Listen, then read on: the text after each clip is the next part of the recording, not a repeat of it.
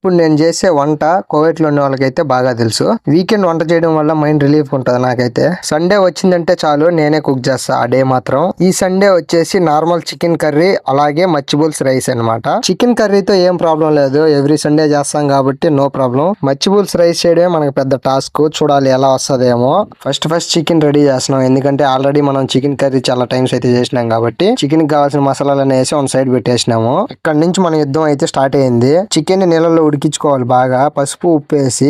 Chicken ఉడికిన తర్వాత ఇలా పీసెస్ అయితే మనం ఆయిల్ లో ఫ్రై చేసుకోవాలి ఎర్రగా వచ్చేదాకా. చికెన్ ఉడకబెట్టిన వాటర్ లోనే మనం బియ్యం వేసుకోవాలి, అప్పుడే రైస్ టేస్టీగా వస్తుంది. ఒక గ్లాస్ బియ్యం కి 2 గ్లాసెస్ వాటర్ అయితే పోసుకోవాలి. ఆ మెజర్మెంట్ ప్రకారం అయితే మనం చికెన్ ఉడకబెట్టుకున్న వాటర్ అయితే పోసుకోవాలి. రైస్ అయితే ఒక సైడ్ పెట్టేసుకొని ఇక మన చికెన్ కడిగి అయితే వచ్చేద్దాం. చికెన్ బాగా కుక్ అయింది, ఇక మసాలాలు వేసే టైం అయితే వచ్చేసింది. కారం, ధనియాల పొడి, garam masala and chicken masala last లో. మసాలాలు బాగా పట్టుకున్నాక లాస్ట్ లో కొత్తిమీర వేసి మన చికెన్ అయితే దించేసుకోవాలి. రైస్ ఆల్మోస్ట్ అయిపోవచ్చింది, 80% అయితే ఉడికిపోయింది బాగా. ఆల్మోస్ట్ రైస్ అయిపోవచ్చింది కాబట్టి జీడిపప్పు, ద్రాక్ష ఇలా లైట్ గా అయితే ఫ్రై చేసుకోవాలి. వీటితో పాటు కొన్ని ఆనియన్స్ ను కూడా ఫ్రై చేసుకోవాలి బ్రౌన్ కలర్ వచ్చేదాకా. నేను రెడీ చేసిన రైస్ అలాగే చికెన్ పీసెస్, ద్రాక్ష, జీడిపప్పు, ఆనియన్స్ రైస్ పైన వేసిన తర్వాత చూడండి ఎలా ఉన్నాయో. ఫైనలీ ఇక్కడ టేస్ట్ చేసే టైం అయితే వచ్చేసింది. ఎలా ఉంటదేమో చూడాలి. ఫస్ట్ నేనే ట్రై చేసిన, టేస్ట్ అయితే సూపర్ గా వచ్చింది. ఇలా వస్తుందని అస్సలు అనుకోలేదు. నిజంగా చాలా బాగా వచ్చింది టేస్ట్ అయితే.